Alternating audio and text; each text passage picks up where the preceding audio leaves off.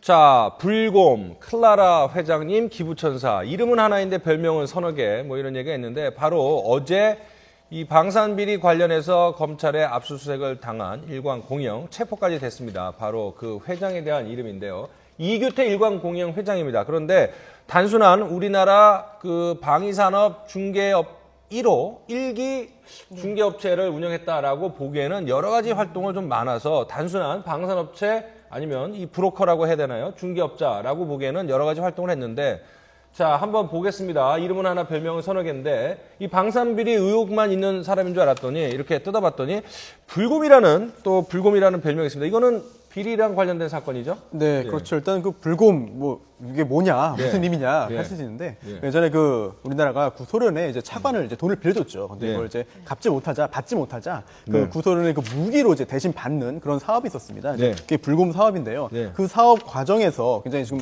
사업을 많이 확장시켰죠. 사업을 성공시키면서 근데 그 과정에서 뭐 무려 이제 800만 달러 정도를 일단은 그 이제 빼돌린 그런 혐의로 실제로 그 유죄 판결이 선고됐고요. 이제 결국은 징역 3년에 집행유예 4년 확정돼가지고 처벌받은 그런 전력이 있습니다. 그래서 불곰 이규태라는 별명도 얻었죠. 자, 그러면 다음 사건 한번 보겠습니다. 그래서 이제 비리 혐의가 됐었는데 클라라 회장님 뭐 모르시는 분도 있을 수도 있는데 이제 클라라는 연예인이죠. 뭐 시구 같은 걸로 유명세를 떨쳤는데 봤더니 이 중개업체만 운영을 하는 게 아니라 연예 기획사인가요? 그걸 운영을 했던 분이네요. 그렇습니다. 폴라리스 엔터테인먼트라고 그 클라라가 소속된 그 소속사인데요. 클라라가 지난 1월에 이 소속사를 상대로 그 계약 해지, 전속계약 무효 소송을 제기를 했습니다. 그 이후에 1월 19일에 디스패치에서 그 클라라가 또 그 이규태 회장에게 보낸 그런 카카오톡 그 메시지가 그 이제 공개가 되면서 클라라 그 회장님 이렇게 또 이제 별명을 얻게 됐습니다. 클라라 회장님. 자, 내용을 한번 볼까요? 어떤 카톡 공개됐었는데, 자, 이회 교수님 한번 어떤 내용인지 설명 좀 해주시겠습니까? 그러니까 이게 뭐 좀 설명하기가 마침 좀 민망하긴 한데 말이죠. 아, 그렇습니까? 카톡에 그냥 메시지만 보낸 것이 아니고 그 유혐한 모습에 이제 저 화면에 나오지만 그 사진까지 함께 이제 그 이렇게 보낸 거죠. 근데 이제 저걸 누가 보낸 거야? 저 수영복 사진을? 클라라가 보냈다는 거죠. 아, 본인이? 근데 본인의 변명은 저것이 어쨌든 뭐 성적으로 유혹하는 뭐 이런 것이 아니고 사실은 그 모델이기 때문에 모델 화보의 한 그 모습으로서 이렇게 그 잘 나왔다 뭐 이렇게 이제 보내는 뭐 시기로 이제 해석이 되는데 그 상당히 상당히 지금 나오지만 자꾸 약한 모습 보여서 죄송하다 회장님께 잘할게요. 그리고 그랬더니 저 답에 이뻐요 애먹이지 말아요라든가 또 여기 회장님 언더웨어 촬영이라 또 굶어요. 만난 거 사주세요. 또 그랬더니 그 이 회장이 힘내요. 촬영 끝나면 맛있는 거 사줄게. 그다음에 특히 이게 민망하시다면서 뭐 이렇게 자세히 다 읽으세요? 그러면 그다음 한번 좀 넘어가겠습니다. 자, 넘어가겠습니다. 지금 우리 전 변호사님이 이제 부장판사 출신이시니까 지금 양측은 이제는 클라라가 저렇게 조금 자극적인 저런 수영복 사진을 먼저 보내놓고서는 왜 내 탓을 하냐 이래서 이제 싸우고 있지 않습니까? 그랬던 거죠. 판사 입장에서는 그러면 판사 출신이시니까 어떠한 판결을 내요? 누구 손을 들어줄 가능성이 지금 높으세요? 뭐 소송 진행 중이라서 구체적인 그렇죠. 말씀을 제가 또 구체적 사안을 그 기록을 보지 않는 상태에서 뭐라고 말씀드릴 수는 없고요. 이제 이 카카오톡이 이제 문제가 됐던 것이 그 클라라가 전속계약 무효를 이제 주장한 이유는 성적 수치심을 느꼈다는 겁니다. 그러니까 그 회장 측으로부터 이런 그 성희롱이나 이게 성적 수치심을 느끼는 그런 발언을 여러 번 들었기 때문에 계약을 유지하기 어렵다.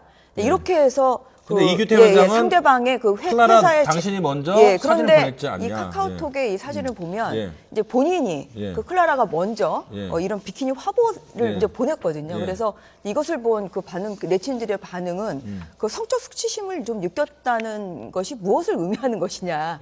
오히려 본인이 직접 오히려 적극적으로 이런 비키니 화보를 이제 보냈다는 것을 보면. 성적 수치심을 느꼈다는 그런 그 계약 사유가 과연 정말 이유가 있는 것인지 이런 것 때문에 그 네티즌들의 공방이 있었고요. 자, 이동영 작가한테 한번 물어보죠. 지금 보니까는 이 회장은 또 클라라한테 와인 마시다가 너 생각났다라고 하는데 뭐 그건 어떻게 봐야 됩니까? 글쎄요. 그러니까 뭐 그 지금 네티즌들이나 보통 사람들 생각 입장으로서는 이 정도 카톡을 가지고 성적 수치심을 하기는 그렇지 않느냐. 뭐 친한 사이면 보낼 수 있지 않느냐 그런 얘기를 하거든요. 근데 어쨌든 이 클라라 사태 때문에 이규태 회장이라는 이 이름 석자가 언론에 이제 오르내렸어요. 오르내렸는데 사실은 이 전부터 이 방산업계에서는 굉장히 유명한 사람이었습니다. 어떤 걸로요? 여러 가지로. 예. 그래서 이규태 회장 이름이 떠나왔을 때 예. 아는 사람은 예. 클라라 씨가 실수한 거 아닌가.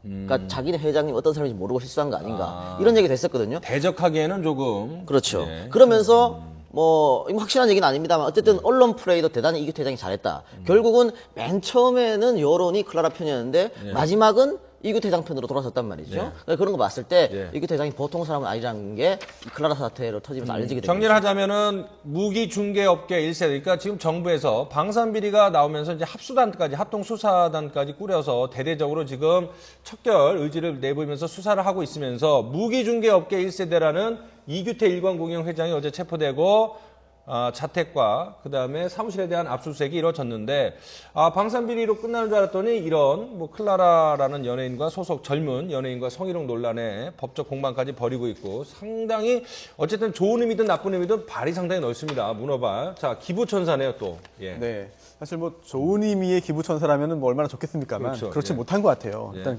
과거에 이제 결국 불곰 네. 사업 통해서 결국은 유죄 판결을 선고받았는데 네. 그 당시에 돈을 어떤 식으로 빼돌렸냐 네. 이게 사실은 밝혀졌습니다. 그래서 네. 교회에 본인이 열심히 다니는 교회를 좀 나쁘게 악용을 했어요. 그래서 교회 기부금을 이제 거액을 낸 다음에 그걸 이제 교회로부터 자신이 채무를 변제받는 식으로 돌려치기를 한 거죠, 사실상. 네. 그래서 결국 돈 세탁을 했다라는 점이 밝혀졌는데 네. 이런 것을 볼 때 글쎄요, 뭐 굉장히 여러 가지 사업체를 가지고 운영을 하는 것이 정말 순수한 목적의 그런 것이 아니라 어찌 보면 자신의 그런 그 축제를 위해서 또한 자신의 돈 세탁을 위해서 하는 것이 아니냐 이런 의혹을 가질 수밖에 없는 그런 상황이겠죠.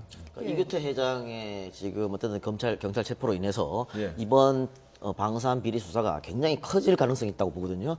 현재는 현역 장성만 5명 정도 기소된 상태 아닙니까? 이것보다 굉장히 큰 사건인데 이 이규태 회장 같으면 전 정권, 전 정권부터 계속해서 방산업계에 일해왔단 말이죠. 그러면서 여러 번 이 연루가 된 거예요. 사건에. 그러니까 우리가 흔히 산업하면 로비라는 단어를 같이 떠오르지 않습니까? 근데 우리 현행 법률상 로비를 하는 게 현행법으로 뭐 일레gal한 거죠. 그러니까 불법적인 건데 다른 나라에서는 로비를 자연스럽게 그냥 하는 겁니다. 그러니까 이게 불법적이 아닌 거기 때문에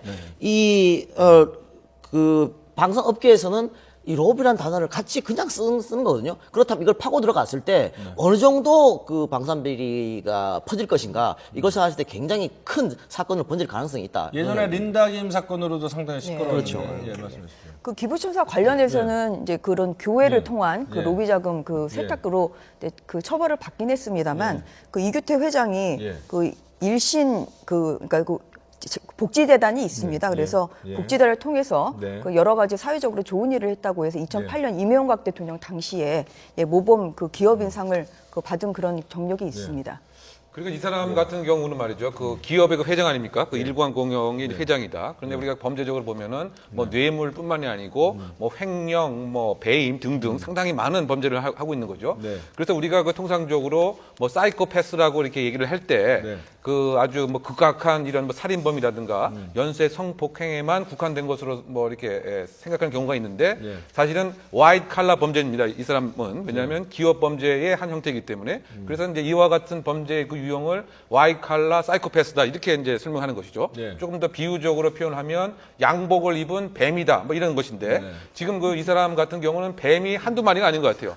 때에 따라서는 교육에 있어서 막 교육과처럼 행사하고 말이죠. 그 모 여대의 뭐 겸임 교수로도 있는 것 같고 또 지금 문화 사업에도 투자를 하고 또 뭐 자선 뭐 기부 같은 이런 모습도 쓰고 그러니까 그 적어도 수개의 뱀을 얼굴이 있는 또 하지만 양복을 입은 즉 양복 입은 뱀으로 쎄러 가진 모습을 띠고 있는데 이것의 기본 원리는 상대방이 느끼는 아픔 자체를 이제 못 느끼는 거죠. 또 한편으로 봐서는 아주 그 술수에 그 능란하기 때문에 그 예를 들면 정관계에 있어서의 뭐 형님 동생 하면서 일정한 그 인간관계를 매개로 해서 본인이 추구하는 탐닉에 몰입하는 대표적인 와이칼라 사이코패스의 모습이다 이렇게 평가할 수 있습니다. 자, 한 가지만 더 한번 질문을 해보도록 하겠습니다. 지금 이제는 그 재단도 교육재단도 운영하지 않습니까? 그래서 이제 그 운영하는 초등학교가 뭐 우리나라에서 1년 교육비가 1,000만 원. 그래서 네. 가장 비싸서 제재도 받았다는데 이제 관심 갖는 이력이 대종상 영화제 조직위원장인데 무기중개업자가 왜 대종상 영화제 조직위원장을 하죠? 그러니까 여러 가지를 활용하는 거죠. 사실은 대종상영화제 조직위원장 직함을 따면서 예. 저 양반 이름이 언론에 계속 오르내렸거든요. 그러니까 돈 주고도 못하는 광고 효과를 누린 겁니다.